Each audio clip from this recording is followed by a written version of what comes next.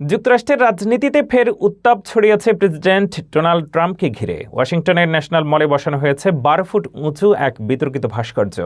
The king of the world শিরোনামের এই শিল্পকর্মে Trump ও যৌন অপরাধী জেফ্রি অ্যাপস্টেইনকে টাইটানিক সিনেমার আইকনিক পোজে দেখা যাচ্ছে।